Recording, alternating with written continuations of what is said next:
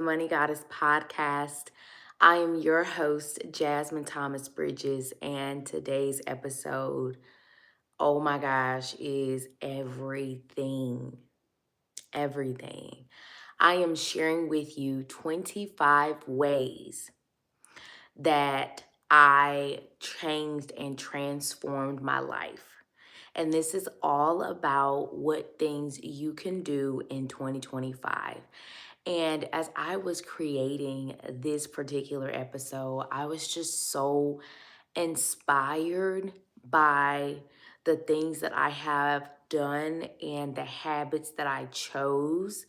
And it was really just a moment of reflection and being very proud of myself and seeing the growth.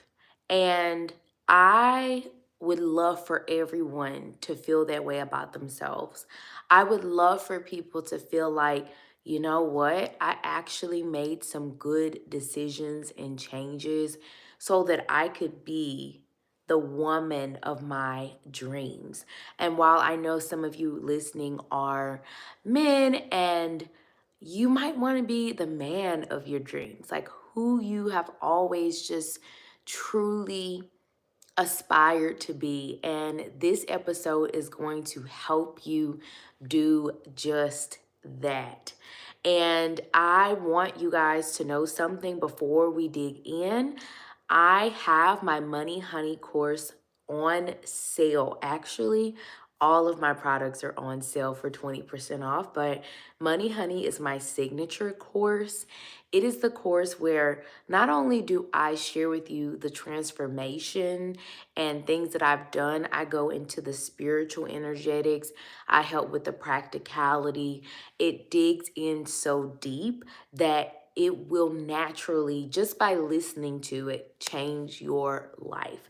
So if you are looking for that change in 2025, you can visit shesworthy.org and you will see my Money Honey course as well as my other products as well. Now, let's get into it. So we have 25 ways that I changed to up level my life. And what I have done is allowed those ways to be broken down into different sections and categories. So if I have enough time today, I will be able to do all of the categories, but I'm not exactly sure because, as you guys know, I am a mama and I have to go pick my baby boy up. So we're going to start off with the first section, all right? So, mental and spiritual. I always start with mental and spiritual first because I believe that whatever is internal will appear externally. If you don't work on your internal self and who you are and what you are desiring to be and become, it won't outpicture itself. So let's start with the mental and spiritual aspects. I also want to say hello to everyone who has joined in. Welcome, welcome. I'm so happy to have you. Let's up level together in 2025. All right, number one, you need to decide who your dream woman is. All right. So if you are aspiring to be a dream woman, you need to define that and don't let society define it for you. I remember whenever I first had my son, I thought, oh, well, maybe I want to, just kind of stay at home and maybe I'll go to work later and I'll have my baby all day. And that was not the life for me. That's not my truest dream. That was something that I kind of thought that's what maybe I should do. It wasn't really myself. So when you are deciding to become your dream woman, you set that definition and that tone, right? You don't let anyone else make that decision for you on what it is you want. So think about who you want to become. Who are the people you hang around? Where do you work? What does your day to day look like? How do you spend your time, right? What are you known for? What is going to help you when you're down. Think of all of those things of who you want to be as that dream woman. I encourage you, get out your journals because that is an opportunity for you to really dig in and dig deep. This is going to allow you to see your truth and what you really want as opposed to just what you think you want.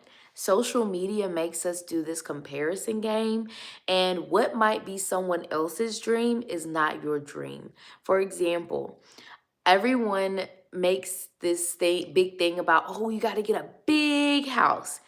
And for me, I don't care how much money that I have. I never want to have a home that is over 5,000 square feet. I think anything past that is ridiculous because I'm a minimalist. I like to have, things in order, and I like, keep things simple, right? So that's my dream versus someone else. They may want like 20,000 square feet and they feel great. Everyone is different. Oh, you can relate. See what I'm saying? Like, you got to define that dream woman for yourself. Let's go on to number 2. Limit your time on social media.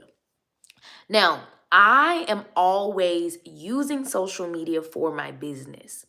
I'm not talking about that. I'm talking about just scrolling and looking at everyone else's things that they're showing, whether it's their life, their new baby, their new trip they just went on, if they got married, right? You're constantly consuming what other people have going on. Listen, guys, whether we want to admit it or not, social media, when it's not used for productivity to help us better ourselves, and even in that case, sometimes it can be overwhelming, it doesn't allow us to have this clarity. We get so bombarded with messages. You're going to see ads, just all of these things, and it's not really helping your brain. You start to get these little dopamine hits, and then even if you are on social media, sometimes we even get bogged down with the likes and the follows and all of these shallow things that really don't make a huge difference in our lives. So I would encourage you, set a timer on your social media every day to determine how much time that you can have on platforms. And you also might want to consider taking certain apps off of your phone so that you're not constantly consuming what other people have going on and beginning to compare yourself to others. The third thing, for my mental and spiritual, I started to cleanse my energy field. Now, in 2022, I went through a huge spiritual awakening during my postpartum period, and it was probably the absolute worst I had ever been. Like, on a spiritual awakening, it was big. And I also was struggling with like other things too, but during that time, whenever I was going through that period, I recognized that I took in a lot of people's energy. And even if I wasn't around a lot of people, you could just have one person that is just not like the most spiritually in tune person. You have to clear that energy. And you can also have that energy within yourself. Let's say you're holding grudges against someone, that is messing up your energy field. You need to forgive and release that. Let's say you feel some type of way about certain traumas you've had. Maybe you are regretting decisions that you've made. Listen, clearing your energy field will help you. Some ways that I clear my energy field: approximately once a week, I try to do like a sage cleanse. You can also clean your home and organize it in a way that would uplift you because that cleans your energy field. If you have certain items you want to let go of, like clothes or old things that you never really use, and maybe you can give it away to someone Goodwill, and sometimes people like to sell those things.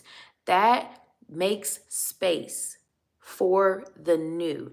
And this is all inside of another little mini course that I have as well. I'm also on Etsy with Money Honey Hive. That is my name on Etsy. So you can check it out if you're ever interested, because I give you huge details and that helps attract abundance, especially when you're cleansing your energy field. So make sure you do that regularly, and even cleansing yourself. If you would consider taking maybe a spiritual bath, that's really going to make everything incredible. And I also, if in you could check in with your healthcare provider, but a yoni steam. If you are a woman, you have to keep that part cleansed from like physical elements, but also spiritual. We as women are like, we're a portal. We take in everything. And so that's why it's so important for us to cleanse our energy on a regular basis. You guys, I have to sneeze. Whew, I thought I did.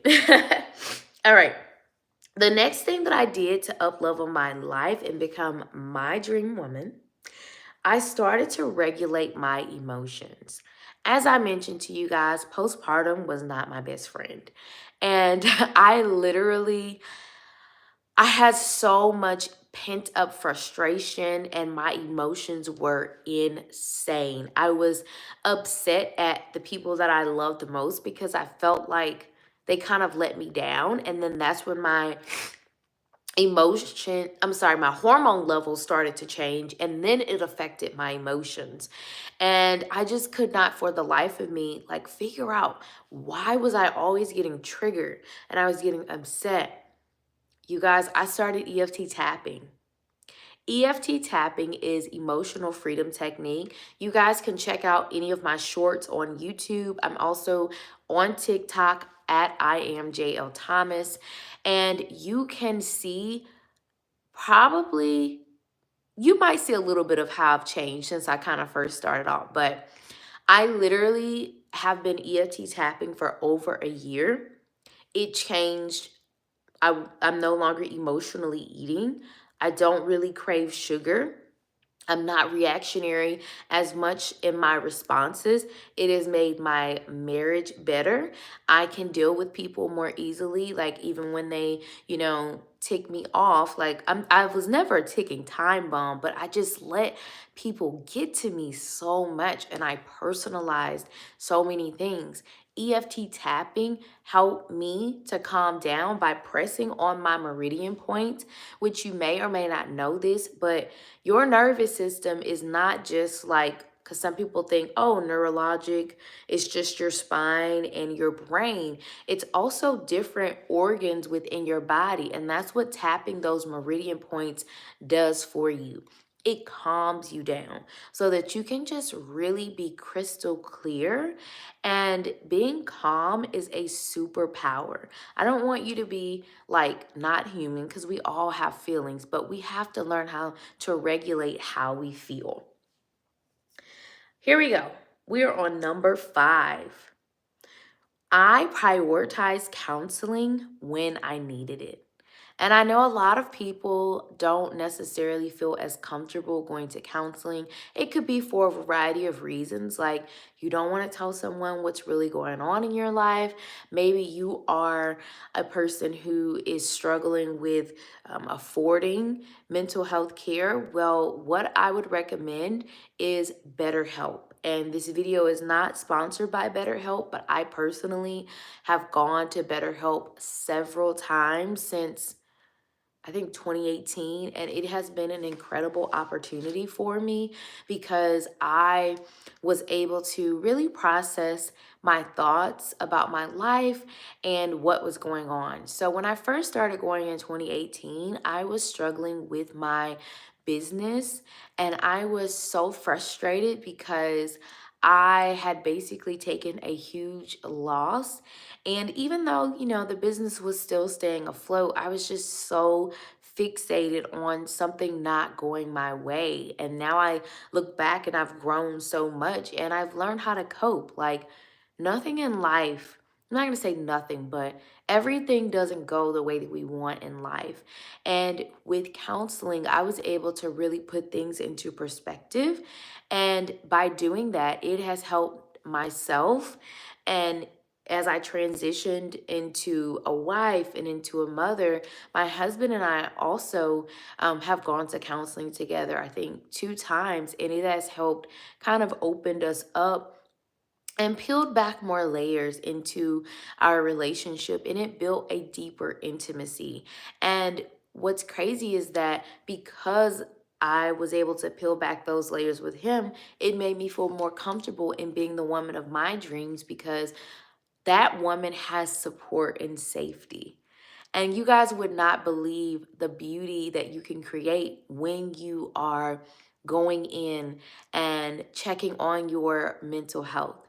You have to treat your mental health just as you would your physical health. Just because you can't see what's going on in your brain and in your body doesn't mean that it's not happening. You have to take care of you in every way possible.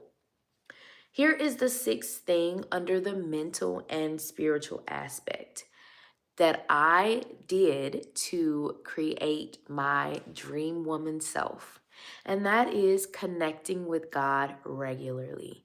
I cannot stress to you how important it is for you to have a divine connection. And I say this because humans are going to let you down, and you might even let yourself down sometimes. You might not always do exactly what you wanted. You won't always be perfect. And so, what helps is knowing that you have a God that supports you who is perfect. And I refer to God as God, my father, and then Mother Goddess, who is my mother, who loves me, who cares for me. I see them as my spiritual parents.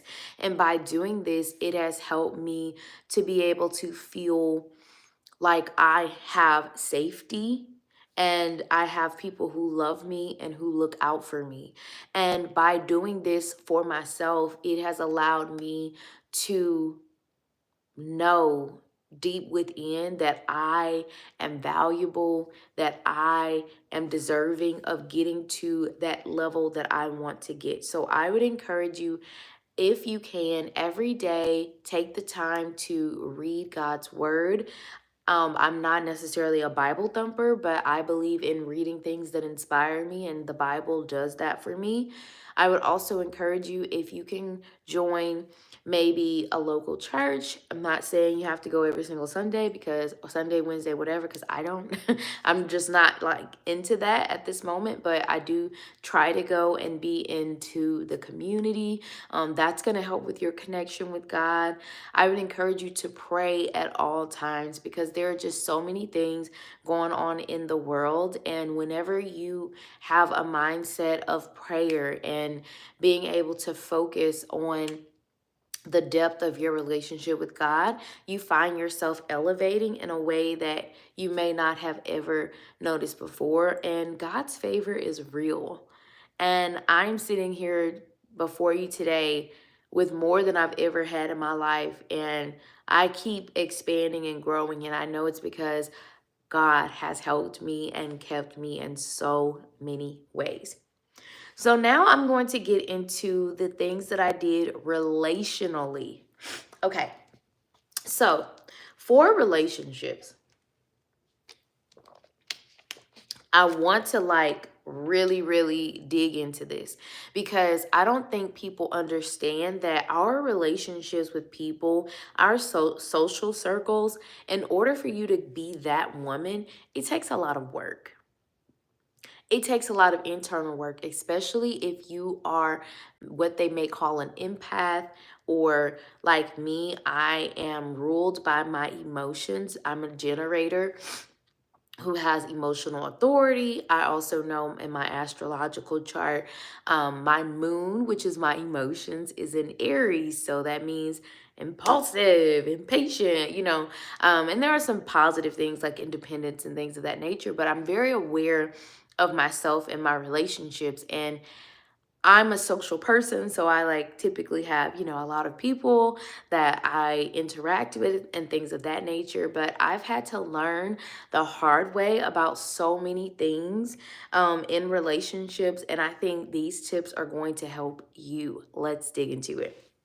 So, the first thing, all right, it's going to be 25 in all, FYI, but I am doing them step by step and separating them so that you can process it.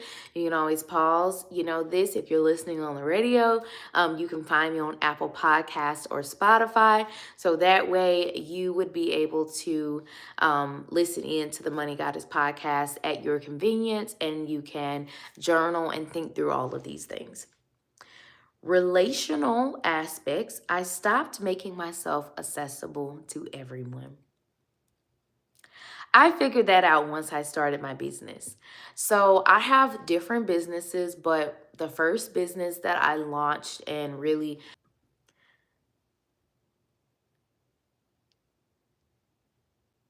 the first business that I launched and took forward was Limitless Learning International. And as an educational consultant, I would work with students across the globe. And a lot of them started off in my community. So people were calling me, that was my business phone.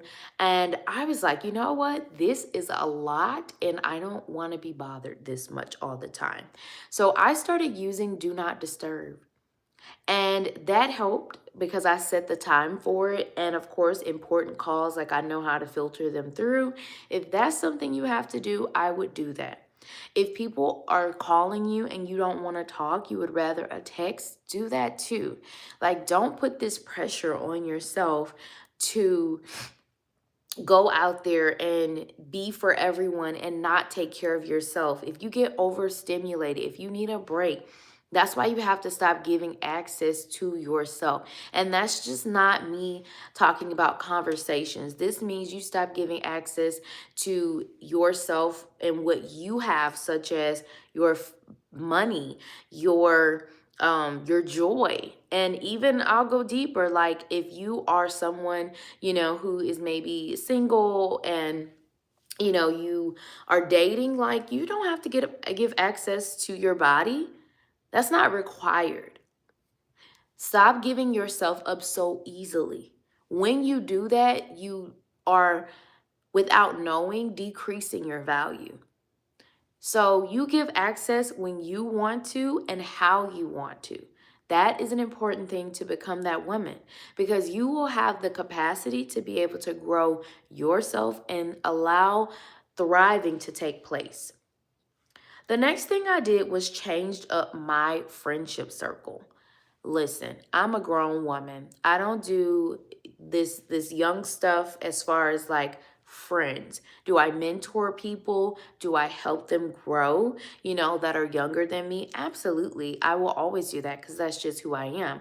But if you have access to me, you have to be on my level or above, because birds of a feather flock together. And that's in the Bible. And it's very true. I want to be known as a world leader who is thoughtful, who is sincere, genuine, who has a platform where she uplifts people. And there are other things I want to be known for, but in all of that, if my friends don't stand for some of those things that I want, I'm not going to spend time with them, because who you are around the most, you become, and you start to attract and live in a way that they do. And so if that's not something you want, if you have a friend who literally is like someone who doesn't want to grow or doesn't want to work, they don't set intentions to better their lives, then why are you around them? Just because you've been friends since the first grade doesn't mean you have to stay close. You can have relationships that are a bit more distant. That is okay too. Make sure you prioritize that friendship circle. The next thing that I did in the relational aspect is that I set boundaries for others. And what I mean by this is, for example, if someone says something to me that I don't like, I let them know, hey, I didn't really like that. I would really appreciate if you would not say that. It's as simple as that. I also set boundaries with others. If, for example, if I am trying to maybe cut back on spending and eating out all the time because I want to build my fitness journey, and someone invites me to a steakhouse, well, I'm going to set the boundary and say, hey, I would love to go with you, but let me check out the menu so I can make sure there are things on there that I actually can eat and align with me. It can be simple. And I also want to say that no means no, and it's very easy to be clear and transparent with people. You don't have to give them a long out explanation, which that's my next point, is that you don't have to explain yourselves to others. Because I'm a person who has a lot of boundaries when it comes to people, I'll be honest with you.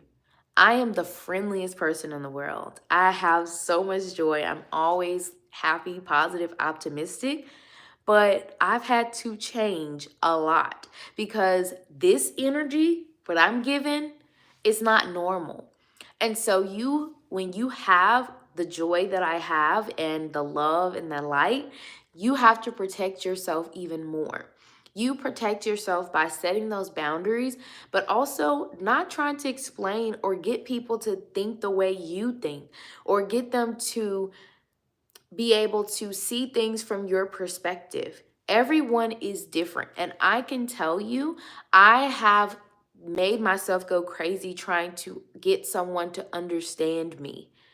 What I have learned is that if they don't understand you, that's not your problem, that's their problem. And if because of their lack of understanding, they don't respond the way that you had hoped, or maybe, things don't go as planned, oh well. Honestly, it's their loss. It really and truly is. So the less that you try to explain things, the better. And I am a teacher, I'm an educator, so it's very easy for me to do that. But I found myself cutting back, and it has helped in so many ways. And I would encourage you to do the same. Now, in my relationships, I've also learned to refrain from oversharing. Y'all, social media makes it so easy to overshare these days. And I know that, sometimes you want to share things that are inspiring to share your journey. Those aren't the things I'm talking about. I'm saying if you are literally just telling where you are minute by minute, if you are telling all of your business, what I have really embraced is that my life is private. You will probably on these platforms, never really see a lot of my personal life because I cherish it. What you cherish and what you value needs to be private, and everyone doesn't have to know about it. The less people know about you, the better, because it creates a mystique. When you have a mystique about yourself, you become kind of almost attractive. For example, when I was in college and my husband actually saw me on the football field, I was a dancer. He didn't know me, but he told his parents he was going to marry me. And then he winded up telling me that a day after class. And I was never the person, I was social, but I was never the girl that was all over the guys on the football team. I kind of ran from the football team. And all of them, that's the thing. Guys liked me so much, and they would comment on my body. These are things that I don't even like to say out loud because it's almost like, oh my gosh. I would get all of this attention, but I was not seeking that attention. And that made my husband want me more. And the same thing applies, even in your friendships, even in your career. When you have a certain bubble that you try to stay in, that doesn't mean you don't get out of your comfort zone. You don't meet people. That's not what I'm saying. But there is something special about you that everybody wants to learn. What's so special about her? She's not out here. She's not doing this. She's not doing that. That's what people love. And that's what allows you to elevate yourself much faster. And people will respect you for that.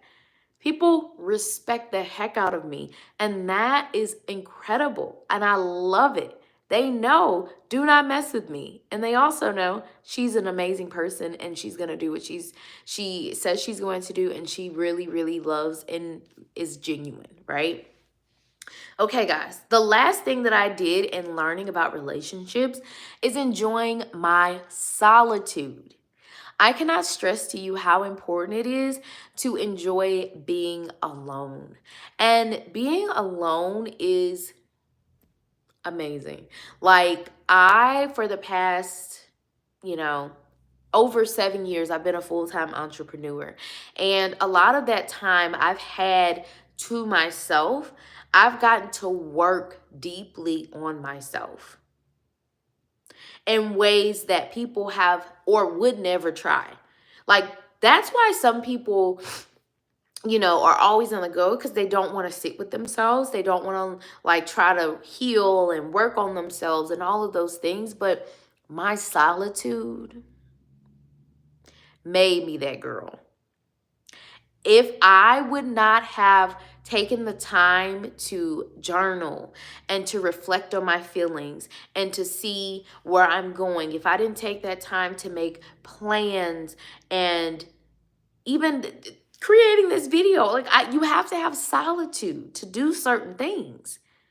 And when you embrace solitude, I would encourage you, if you can find 1 hour a day, okay? Or if you're, very busy, even if it's 1 hour a week where you just sit and you brain dump and you get all of those things out, you get organized in that solitude. Or even if you just sit in peace, have a cup of coffee, anything to help you be by yourself, I'm telling you, it will change your life.